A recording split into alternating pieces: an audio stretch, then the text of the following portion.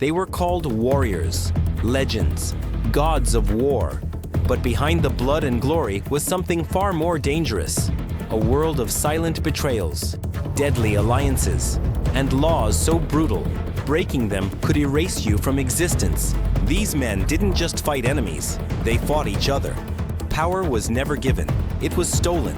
And loyalty, it was a weapon. Some Vikings died in battle, the rest were hunted. This wasn't a myth, it was real. And the Viking world wasn't ruled by swords alone, it was ruled by fear. This is the part of Viking history they tried to bury. But if you thought you knew what the Viking world looked like, you're not even close. You've heard the stories. But the real Viking world? It was something else entirely. Power didn't come from glory. It came from fear, manipulation, and blood-soaked deals made in the shadows. This was a world where laws were lethal, leaders were hunted, and betrayal wasn't the twist. It was the norm. Today, we're tearing open the part of Viking history that most people skip. This is the truth beneath the legend. And it's darker than you think. The real danger didn't come from the battlefield. It came from within. We imagine Vikings charging into battle, fearless and free. But the real threat? It wasn't always across the sea, it was at home. A single word spoken at the thing could destroy you. One wrong move, and your own clan could turn on you. In Viking society, survival wasn't about being the strongest. It was about knowing when to fight and when to kneel. Justice could come in the form of exile, silence, or a blade in the back. And power? It was never safe. Even kings were one betrayal away from ruin. This wasn't a culture built on chaos. It was built on control. And if you didn't play by the rules, or worse, if you did and still lost, the consequences were final. And nowhere were those consequences more brutal than in the way they waged war. Viking combat was up close, personal, and terrifying. Shields clashed. Axes didn't just kill, they shredded. And then there were the berserkers, warriors who fought in trance-like rages, wearing animal skins, biting their shields, and charging like wild beasts. They weren't trying to win, they were trying to terrify. But the scariest part came after the battle. No honor if you lost, no mercy if you surrendered. Sometimes, not even a proper burial. In some cases, your body was left to rot, a warning to anyone who dared defy them. And yet, the battlefield was the easy part, because Viking warfare wasn't just blood and blades, it was business.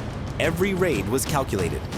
They struck monasteries, ports, and trade routes with precision.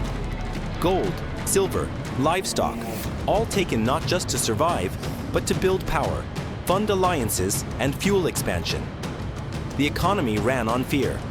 The bigger the raid, the stronger the leader. Take the siege of Paris in 845. Ragnar Lothbrok didn't just attack, he shut down an empire. He blockaded the city, spread terror, and forced the Frankish king to buy him off with a fortune. No one forgot what happened. Because that's what Viking warfare really did. It didn't just break armies, it broke minds. For the Vikings, raiding was a rite of passage. For everyone else, it was a nightmare they never saw coming. But the battlefield was just the beginning.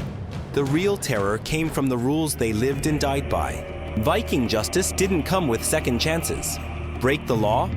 You might be outlawed, literally erased from society. Anyone could kill you. No one could help you. There were no prisons, just exile, blood debts, or revenge. There was even a legal ritual where the community declared you dead while you were still alive. And once that happened, even your own family had to shut their doors on you, or face punishment themselves. Justice wasn't blind in the Viking world, it was merciless. And the ones who enforced it? They were playing a far more dangerous game. We think of Viking kings as warriors, but they were also politicians, schemers, and manipulators. To rule, you didn't just fight, you played the long game. Every alliance was a move, every marriage, a weapon, every oath, a risk. Harold Fairhair didn't unite Norway with honor. He crushed rivals, married off enemies' daughters, and burned resistance to the ground. Politics wasn't a noble game, it was survival of the most ruthless. And at the center of it all, the Thing, the Viking Assembly. This wasn't just a gathering, it was a public battlefield. Leaders were chosen, disputes were settled, and reputations were destroyed in front of everyone. A wrong word could cost you everything. A strong speech could crown a king. Even among allies, trust was fragile. Feuds erupted over land, bloodlines, pride, and they didn't fade. They festered. One insult, one betrayal. And suddenly, the man you drank with last night is raising a blade against you. Harold Hardrada knew that all too well. A king, a warrior, a tactician, he waged campaigns across Europe, made and broke alliances, and nearly seized the English throne. But in the end, one gamble too far, and he died on foreign soil, his empire undone by ambition. In the Viking world, power was never given. It was seized, held tight with blood-stained hands, and lost in a single heartbeat. Because in this world, the deadliest enemy wasn't always across the sea. Sometimes it was standing right beside you. Some of the most iconic Viking leaders didn't fall in battle. They were brought down by betrayal. Olaf Tryggvason, a Christian king who spread his faith with fire and sword, was ambushed by men he once trusted. Former allies surrounded his ship. He refused to surrender. Instead of falling to his enemies, he leapt into the sea. His body was never found. Some say he escaped. Some say he died a legend. But one thing's clear. In the Viking world, no one was safe. Not even kings. Betrayal wasn't rare. It was expected. Clans turned on each other. Brothers became enemies. Blood feuds could last for generations. And peace? That was just a pause between wars. In Viking society, trust was a fragile weapon, a tool to gain power, and a trap to lose it. The line between friend and foe was thin and constantly shifting. These betrayals weren't just political, they were personal. They shaped entire kingdoms, collapsed alliances, and rewrote bloodlines. And in the sagas, betrayal wasn't just a plot twist, it was the moral, a warning, a reminder. In a world built on violence and ambition, loyalty was sacred. Until it wasn't. And yet, even through the blood and betrayal, the legacy they left behind still echoes through time. Despite all the brutality, politics, and betrayal, the Viking legacy endured. They weren't just destroyers. They were settlers, explorers, traders, lawmakers. They reached North America before Columbus. They shaped the legal systems of Iceland, Britain, and even parts of modern France. They gave us language, legends, and political systems that still echo today. But their world was built on something darker, a legacy of control. One Viking law declared, "No doors shall be opened to an outlaw." Imagine walking through your village and watching people you grew up with close their doors as you pass. Not because they hate you, but because helping you could make them criminals too. And when the old gods fell, it wasn't a spiritual shift. It was political warfare. Christianity didn't just bring faith, it brought alliances, power, new rules. The gods of Thor and Odin were outlawed. Priests turned heretics. Sacred rituals became punishable crimes. Still, their legacy didn't vanish. It evolved. Their sagas inspired centuries of storytelling.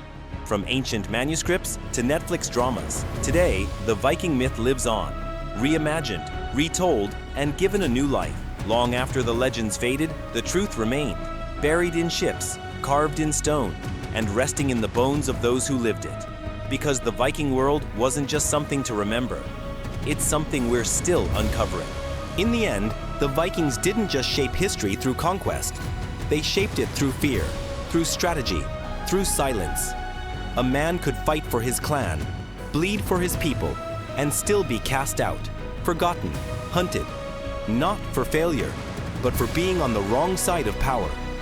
That was the trap. It wasn't the blade, it was the game. They weren't just warriors, they were pawns, kings, ghosts in their own legends. And the ones who lost weren't always the weakest, just the ones who blinked first. The Viking world was never simple. It was ruthless, calculated, and deeply human. A place where law was survival, loyalty was fragile, and betrayal was always one step away. We're still digging, through stories, through scars, through silence. Because what the Vikings left behind wasn't meant to be found. If this changed how you see the Vikings, there's more history like this. Brutal, complex, and nothing like the versions we were told. So if you want more untold truths from the past, subscribe now. Your support helps us create more informative and engaging content. See you in the next one.